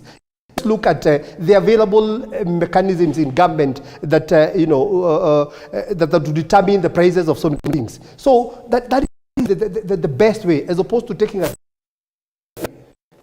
So it's... Here we are. And trying to stop the Right Honorable Raila Odinga, we are talking about amending the laws or the constitution, adjusting view so that it is not all that you can go to the streets and protest, because evidently we see that people, we are at a space where we are not, Linda, or we have not been able to successfully protests that are peaceful. And so then a proposal, Interior CS, who says is going to go to Parliament. Linda, I have seen those proposals by Professor Kindiki. He's a professor of law, but those proposals are not emanating from the ministry. I know the person who is carrying those, the member of Parliament. He discussed with me. He approached me to draft for him a draft bill, because he wanted to present a private member's bill in Parliament. I told him, whereas you have the right to present the private member's bill, you are asking me to help you legislate because I'm a legislative drafter, is completely inconsistent with the provisions of the Constitution. And as such, the same cannot then be legislated because it will be in violation of the Constitution. For the proposal they are doing, Linda, and I still have that legislative proposal with me. Number one, he's legislating to ask for consent from the people surrounding that area where the Mandamano will be taking place. Yeah. For example, if you want to do Mandamano in Kirinyaga County, Kiroria town, you go asking members of the people in Kiroria town, you don't know, it's not even definite whether it is traders, whether bystanders, or whether it is any other reasonable man standing on a minibus somewhere. That's absurd. Why? Because it limits enjoyment of Article 37. He's also saying that you should give a route. You see, it's a bulk of hogwash legislation proposals. May I say, in 1966, a country called the Republic of Uganda, when Milton Obote was the prime minister, yeah, and Kabaka was president, when he was the president, there was a minister who was called Grace Ibingira. Grace Ibingira was the Minister for Constitutional Affairs. And then during that time, there was a legislation that had been enacted by Muzungu, who was a protectorate. The Undesirable Deportation Ordinance. So Muzungu would deport any person who is undesired within the protectorate to the very harsh region of Karamoja region. Mm-hmm. So when Obote president, out of overthrowing, when Edward became president, he sought Ibingira to take that legislation to Parliament for amendment, mm-hmm, and for repealing of that act. Ibingira did not repeal this act against our enemies. We will also deport Karamoja region because we have power. Do you know what happened? About 6 months later, Ibingira went there. Yeah. When Kabaka, Milton Obote, and Dr. Masanga, who's a friend of the show, is watching. Hope he will confirm. Oh my! Yes, he'll confirm. Yes. When Ibingira was when Obote became the president after overthrowing Kabaka, in what is called the 66 Uganda crisis, Ibingira was the first person to be deported to Karamoja region, under the same ordinance law that he refused to repeal. Yeah. Can I say this? When we are legislating, we legislate for posterity. Yeah. We don't legislate to attempt a problem. Today, yeah, it is Honorable Raila who is on the street demonstrating. It is him who is in the trenches. And as he correctly said, that power is transient.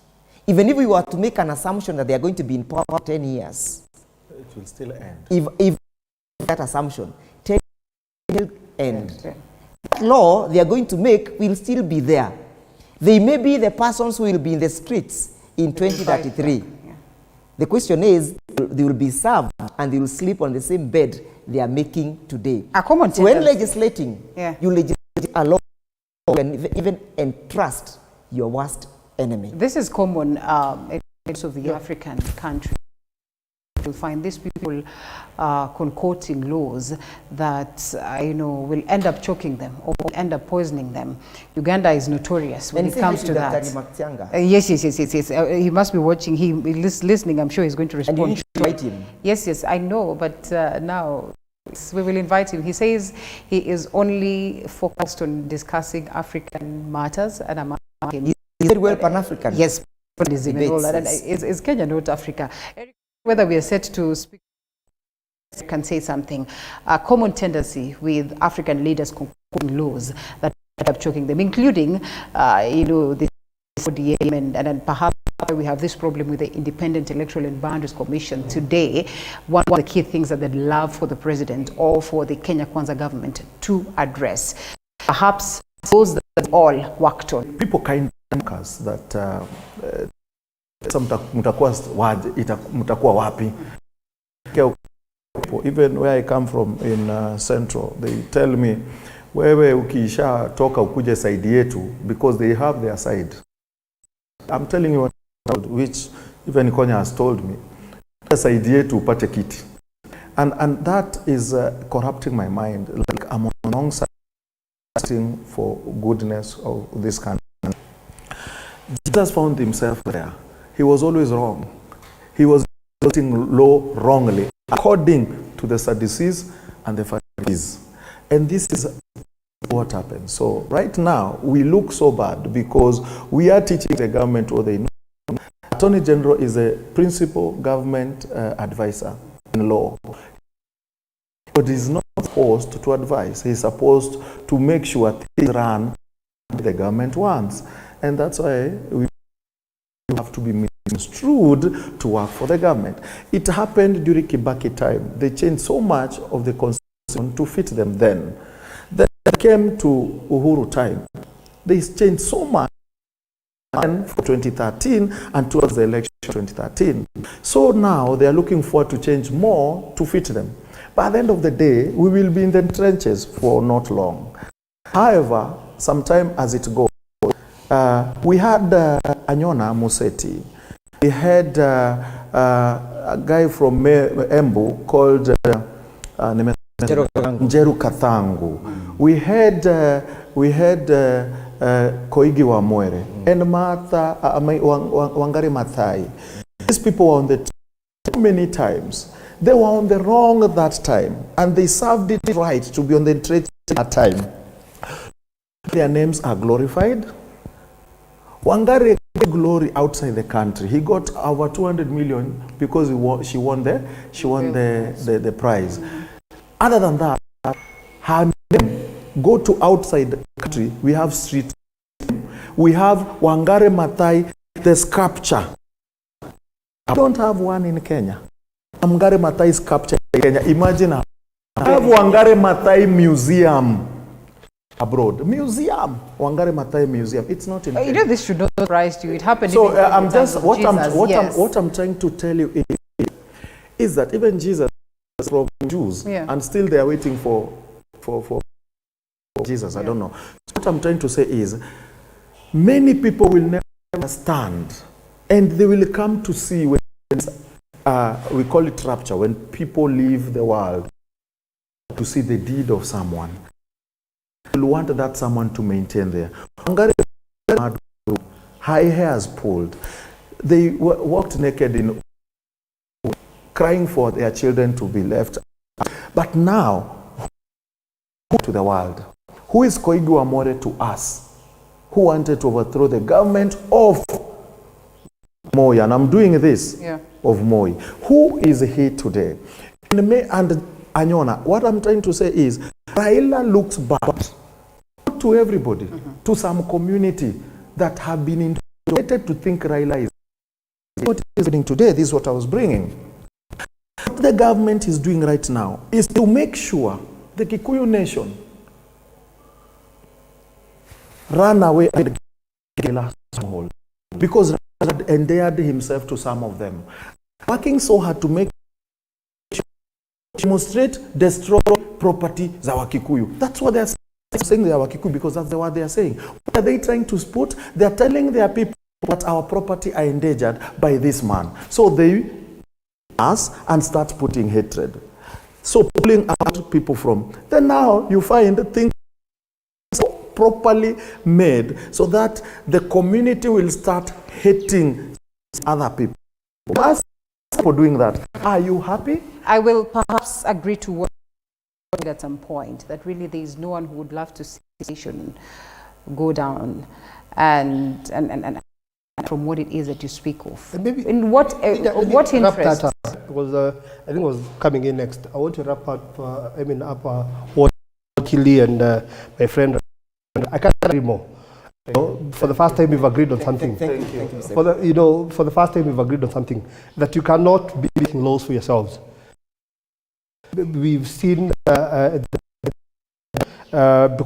you on this side this time round, you could be on that other side this time round. Let me just address the issue of itself. Once you give it an opportunity to even serve in government at whatsoever position, you need to understand that that position would not last forever. You may be out there and need the same service as a different person, right? So and I'm not making reference to any government. I want to say, like, for example, if you become the Minister of Interior Affairs today, you know, don't go bashing everybody and you know, you will be out one day. If it's the right thing, fine. But if it's the wrong thing, you know, what to call the abuse of power, simply because it's fair. No, you can now do anything that you want to anyone, you know. It's important to remember when our county assembly Kiambu town, the thing I read, now that I'm out here, the peace that I have is based on how I treated them, is based on the way I interacted with them. If you know, arrogant and just a bad person to them. Today, I could be, the same wrath will be on me. So, not just in legislative issues, but when you're given an opportunity to serve in any position, anywhere, be good to the people, because you might help people someday. All right. So, right? Yes, that's true. Yes. And we sure, I know involved around this so much so you realize that if the papers really are speaking about the events of yesterday, maybe made out last week on Monday, and that we are talking about the Kenyatta Land Company of the Right Honorable Raila Odinga. So to say we're talking about properties of Kenyans, the lives. And don't forget Kenyans, the tax. those ones that are lost, you know, the church and the mosque. And here we are. Yes. Just what for this conversation of the mass action. What I'll take two things. One very radical and uncommissioned. The other one commissioned. Not so radical to get off the set. In the sense 3, 4, that 5. from what I saw yesterday, is that now Kenyans must be on their own. They must find and devise mechanisms of protecting their properties. I will Let me qualify it. Let me qualify it. Yes, Let me qualify it. You might qualify and worsen it. I'll qualify it. And that would be labeled I'll qualify it this way. Citing. I'll qualify it this way. This country or this company has been divided into two: the shareholders and the non-shareholders. If you are a non-shareholder, by dint of the person that you voted for, you know that you are condemned. You are condemned that to the extent that you cannot receive, you may not, I'm using the word, easily receive government services. You may not even receive government protection as it happened yesterday. If you are a shareholder, like Mr. Ikonya, then you know that you're on the side which the bride is battered. Don't worry, the government is with you. You shall enjoy all the dividends. Number two, if this company called Kenya is going to exist as a one unitary tire, then we must redesign our constitution. Why? Because the constitution has created what is called constitutional exclusion. Constitutional exclusion in the sense that they are shareholders of this company have been excluded from government is going to be run. Mr. Kashago was right when he said that we are in a company state. What am I saying? He was right because he was looking at the constitutional exclusion that has been created. Goes to the question of the winner takes it all aspects. To the if you lost the election, you are condemned. By including Mr. Ikonya here condemning me that I have lost elections. If you won the election, then you are right. I said you're also coming close to condemning him. Only no. He said he never lost. You know, he said he never lost. Yes. I prepare him for now. What I'm saying is this: this constitution requires a engineering to make sure that everybody is on the table. Because the constitution has excluded a large section of the states. For example, Linda, you cannot tell me that Honorable Raila Odinga does not have legitimacy when he has 8 million people, according to the whistleblower, or 6.9 million people, according to the IBC. You see, that is a critical mass. We must ask ourselves, how do we deal with this critical mass? Every time there is an election, a serious critical mass is out of government. If we do not address this, and that is what we wanted to do with the issues of the BBI, to bring the question of inclusivity, we'll always have these repeated agitations. Today, it will be Raila. Next time, the person who will have the critical, who will be constitutionally excluded, will still seek the same avenues. So what I'm saying, I am saying it's a cover up as Kenyans. Cover up and ask ourselves, is this architectural design of the Constitution serving this purpose? And if you were to remain with this constitutional dispensation, is this country going to remain as a single unitary tier? Late and speak of this, that is very, very important. Of course, there's clamor for constitutional amendment, if not change, left, right, and center. Perhaps some of the proposals not auguring well with some individuals, but and the fact that it's a dynamic document, and therefore, anytime can initiate a process.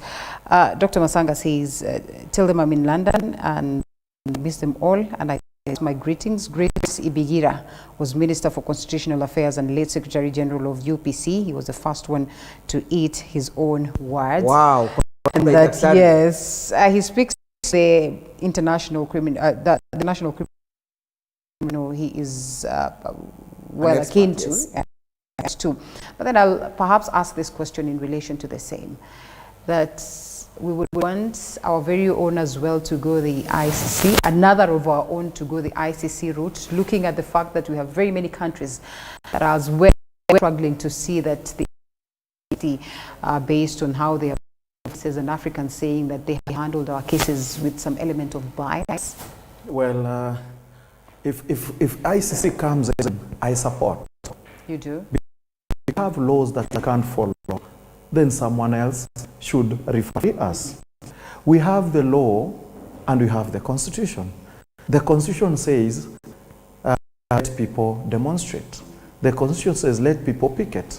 The Constitution says the police are there to protect property.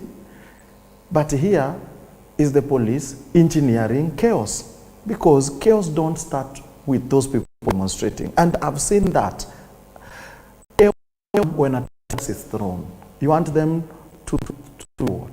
You are pushing them. What do you want them to do? So if we cannot follow the right route of the Constitution, if we cannot follow the law as the law says, then, and I quoted for you the African law and quoted for you the international law, which we are signatory to. So what do you expect?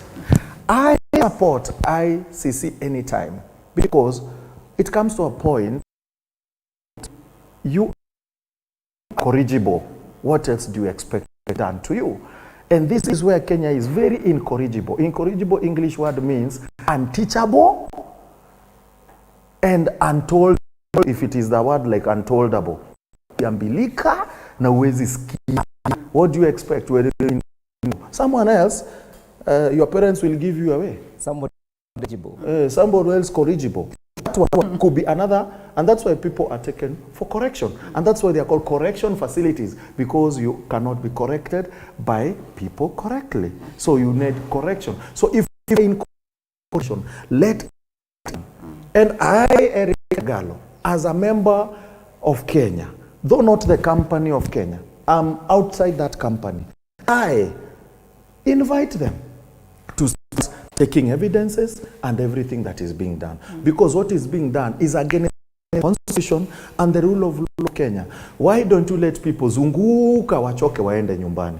It's an expensive affair, kuandamana, also to speak. It is not expensive. It is not expensive. It is not expensive. When Eric Ragallo wakes up and when they blame, when Eric Ragallo wakes up and drive to Nairobi and change into rubber shoes and some gym suit, something light for run. We know we are going to. Tumbo has even reduced. Gone down. Yes, they are cool. So the whole day is running and sweating and crying. So there's no need for funding. Who has paid me to do that. Okay. No one. And let me tell you, some of those things people are not paid to do. And I can tell you this, right? In 2007, 2022, 2017, who was funding us then? Who is funding us, Emil? Linda, before I answer that question, because Mr. Ikonya has an answer for that. Let me to bring something very critical in respect to the ICC. Yes. Today I decided to be very sober. Article 7 of the Rome Statute is crimes against humanity. The court all over again, both the ICC, the International Tribunal that was sitting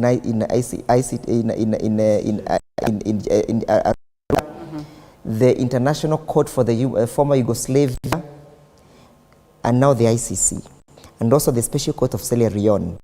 They have again defined these crimes against humanity.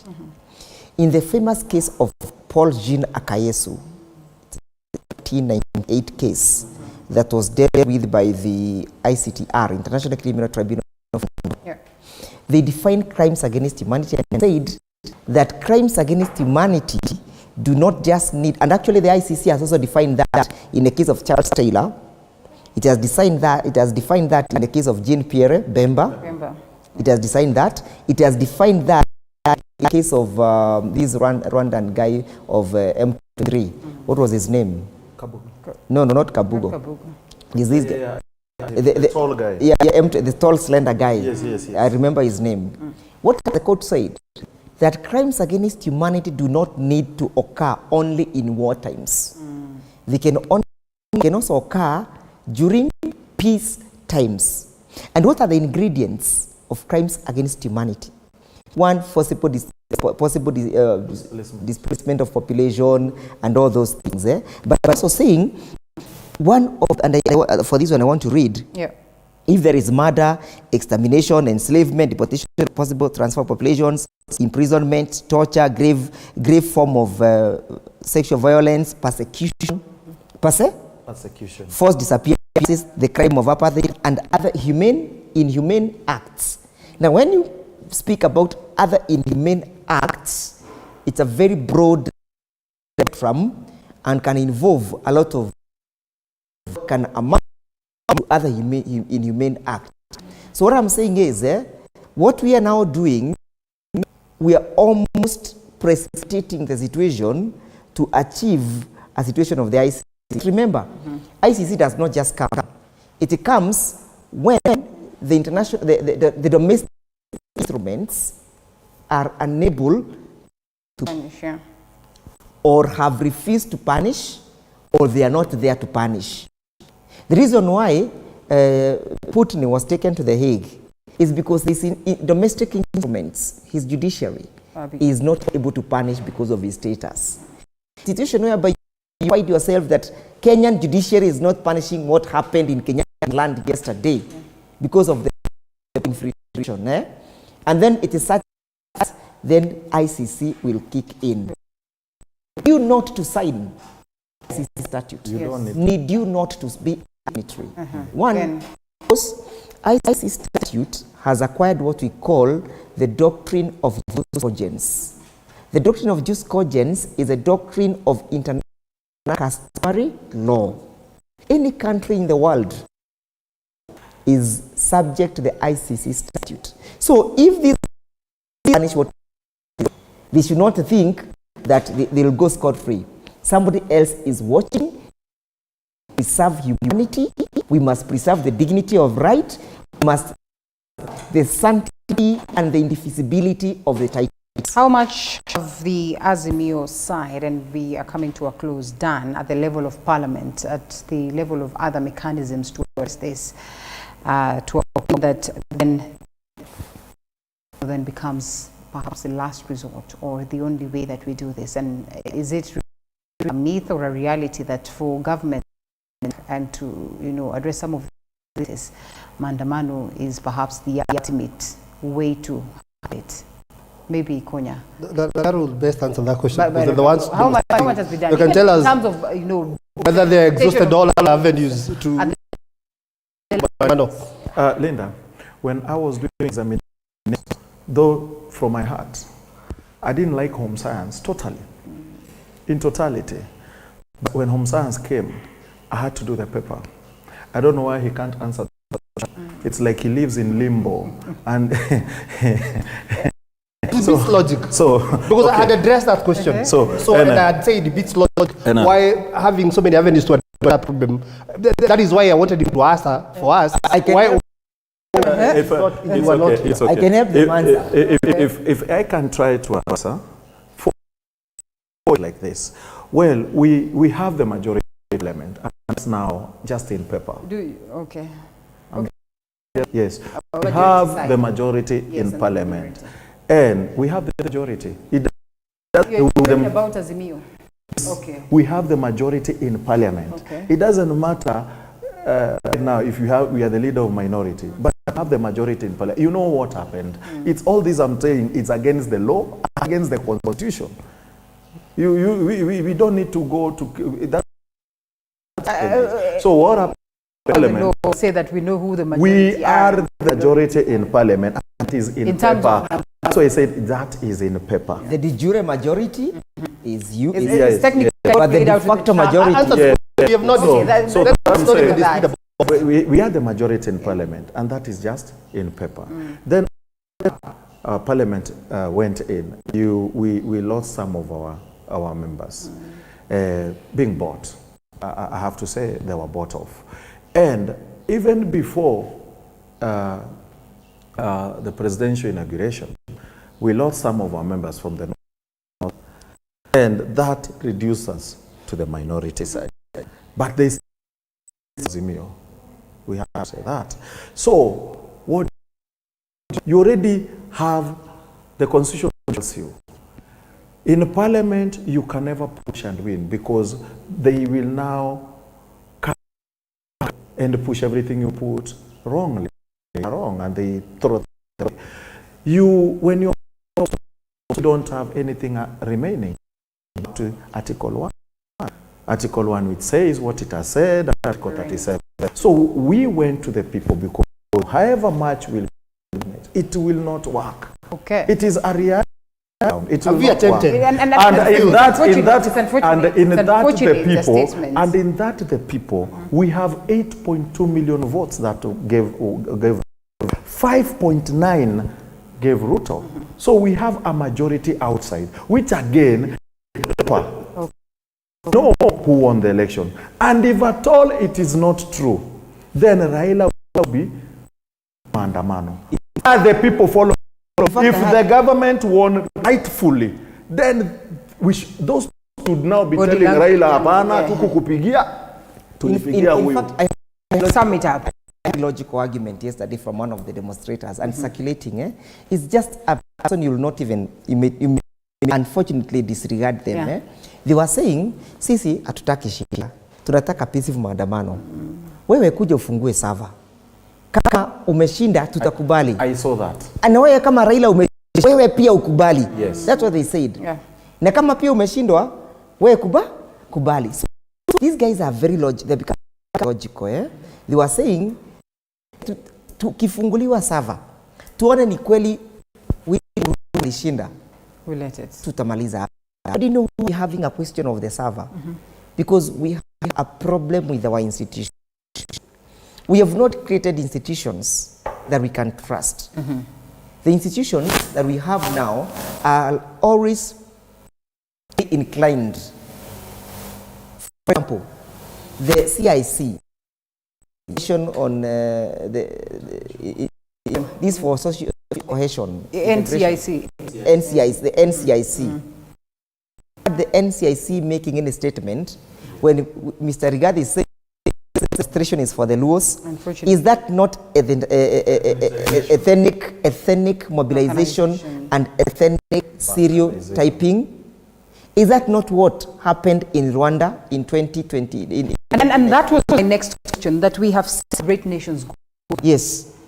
We are not immune. And it will be, in our wildest dreams to imagine that we are immune to this. Who is going to act the bigger brother? To do. Today is on Tuesday, isn't it? Today is on Tuesday. Is a relative peaceful day for this country. If you go to the streets of Nairobi, everybody they are doing their business because nobody has called for a demonstration today. We'll close down on Thursday. Let me Thursday is coming. Closing. The again, Nairobi will be sealed. There will be police all over. This time, the churches, they'll continue burning mosques. This time, let me finish. Ikonya, you need to stop. Can you allow me to finish? Can you allow me to finish? Who is this? Tony Ikonya, don't you think we need a if you know those guys probably that statement that you've also organizations here and you've not recorded. No, I made statements in regard to what Mr. Ishong was saying. And you have even made statements on the constitutionality and you've not gone to court to rectify that. Honorable Anthony Ikonya. Let me finish. Honorable, I'll address because it happened only. To say that individuals have banned that. If you know I will address you in the government. You know, because I know he wants to distract me, and I will not allow. He has become tactful now. Honorable Ikonya, when one wants to speak science, what he does, he rushes in, and then you know. I will address you balance. I'm addressing the government, and I will remind you of what the Constitution speaks to or speaks of, and the fact that it's the of the government of the day to guarantee the people. Yes, peaceful. I'm going there. I am going there. Because now what will happen? I'm saying. Because if you look at these demonstrations, they're escalating every day. They are doing new things every day. So probably on Thursday, they will steal cows instead of sheep. Probably they will steal electric posts instead of the trees that we sow. Okay. So what to do, very simple. Arrest Raila, arrest these people behind bars, take them to court, have them taken to committee, and this country moves forward. We cannot live in a country where after someone, and it has been only one person from 1992 being the president of this country. We cannot allow that. We shall also come out to property. Which property? Honorable Anthony Ikonya, let us not allow for us to someone's property. Gentlemen, I will not allow to take that direction because that will equate to incite. Let me give you an answer. That is misplaced. And perhaps tell you to withdraw that statement because. Ikonya. No, I did not incite anyone. Let me tell you. I did not incite anyone. You're not saying that to talk a CC water. Ikonya, what? I guess that is the. I am saying is governed by the rule of law. We look at the government and we hope that the government will protect the people of Kenya. Ikonya, I need to tell you this. I need to make it right to you. That I have business. I own a company in Nairobi. I also do. I have employed people in Nairobi. I pay them salaries. I pay my dues and my taxations in Nairobi. And they live because we work together. I am not employed Luos in my company. Tell you the truth, there is not even one. I talked about the property of Kenyans. I'm just giving you this literally to understand. Not in the tribe. So, my property is in Nairobi. Company is in Nairobi, and I am a Luo. So what I'm trying to tell you is, stop this nonsense of properties are destroyed. We would have left the first demonstration to go on, so that they would gauge, was it peaceful or not? We didn't let tried yesterday. Just let me, we have to close there. Okay. Or you cannot close with this conception from Mr. Ishongwa. He does not even know my name. Yeah, because you look alike. Even in character, conduct. I think may I say this? Arrest Amolo Odinga. It is very easy for him to arresting Amolo Raila Odinga. It's okay for him to be. It's inciting, and Mheshimiwa, I might need to push for us to do some of this statement. Let me say it's okay to arrest him if he has broken the law. Yes, I said there is nobody who is above the law, and equally well. And goes and a certain community. We have the National Commission on Social Integration. There is this. The Act says if you have that ethnicization of a community. But we are an ethno-majoritarian. But you remember, it's outlawed for you to ethnicize the way he has done it. Yes. So equally, as you arrest Mr. Or to even claim that sheep was stolen by Kikuyu. As you arrest Mr. Odinga, also procure arrestments or arrest on Mr. Chagua. May I sum by saying this? This country will burn because of loose mouth like this of Ishongwa, Mr. What is your name? Mr. But let's agree that is not where the country is going to. No. But let's. We are there. Our fellow brothers, we are going to tell the Kenyans, this is the way to think. Yes. We'll tell them, if you have violated the law take its course. But unfortunately, we are in the era where the rule of law has been disregarded. Nairobi is not owned by the Kikuyus. Everybody is in Nairobi. From all walks of life. Both Kenyans and non-citizens are. So when somebody comes and says, ati mukianza kuchapa biashara zetu za na sisi tutachapa ni kama mimi sina. Nimesema wezi ni walikuwa Wakikuyu. That is inside. Let me talk to all Kenyans. Let me talk. Say that this guy needs to apologize. All Kenyans from all walks of life in this country, you know. And you better be yes, because we cannot allow such kind of irresponsible statements. We cannot watch this country. We have a nation to protect. We have a nation to protect. Yes. Thank you. As a people, and people have a right. And people have a right to exercise because their this leadership right that we are following after this country pledge, they will go to wherever they go. What do you say? So, what do you say about No, Mheshimiwa, now that you are inciting and we're saying Aziko that would worry. No, you want to be popular. So when you say arrest Raila Odinga in Mount Kenya region, and where he comes from, you become a hero. You are a hero. As much the statement does not have content, as is devoid of reason, as much as the statement is devoid of reason and content. Like when you participate in demonstration, you also become a hero. But demonstrations are allowed in the. As much as the statement is popular, so why would you want someone to be arrested? I believe you have. I'm saying it's the cause of all these anarchy. No. Today, there are not demonstrations. He is out there as a Kenyan, and you have all rights. Nothing is going to happen today. Nothing happened on Sunday. Like Mheshimiwa says, the DCI. But every time he calls for demonstration, that is what let me. I would ask. So you did the wrong thing to let Ikonya out. Why did you give him a job? Happy. Mimi sitaki kazi. I'll be there in illustration and looking at what government is doing wrong. You know there are this people. This guy is a piece of. You know there are guys. You know there are. Gentlemen, thank you. Thursday